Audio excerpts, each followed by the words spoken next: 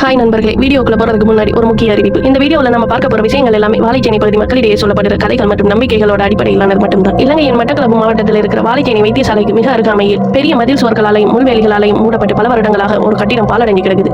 அங்க போகாதீங்க, அது ஆபத்தான இடம், பேய் நடமாட்டம் இருக்கு அப்படின்னு உள்ளூர் மக்கள் சிலரால நம்பப்படுற இந்த இடத்தோட பின்னணி என்ன, ஏன் இந்த இடம் இன்னும் திறக்கப்படாம மூடி கிடக்குது, இதை பத்தி மக்கள் சொல்ற கதைகள் என்ன, வாங்க பார்ப்போம். இப்ப நாம பார்க்கிற இந்த இடம் பல தசாப்தங்களுக்கு முன்னாடி மாணவர்கள் கல்வி கற்கிற ஒரு வளாகமாக இருந்ததாக சொல்லப்படுது. ஆனா கடந்த கால யுத்த சூழ்நிலைகளின் போது இந்த வளாக பகுதியில் ஒரு கொடூரமான குண்டுவெடிப்பு சம்பவம் நிகழ்ந்ததாகவும் அதுல பல அப்பாவி உயிர்கள் பலியானதாகவும் அங்கே வாழும் மக்கள் சிலரால ஒரு தகவல் சொல்லப்படுது. அப்படி பலியாகி இறந்தவர்களோட ஆன்மாக்கள் இன்னும் அந்த பாலடைந்த சுவர்களுக்குள்ளேயே சுத்திட்டு இருக்கிறதா அங்கே ஒரு பலமான நம்பிக்கை நிலவி வருது. மாலை நேரங்கள்ல அந்த பக்கமா போனா அமானுஷ்ய சப்தங்கள் கேட்குது அப்படின்னு உள்ளூர் கதைகள்ல கூறப்படுது. ஆனா இந்த கதைகளுக்கு நடுவுல சில வருடங்களுக்கு முன்னாடி ஒரு சுவாரஸ்யமான சம்பவம் நடந்திருக்கு.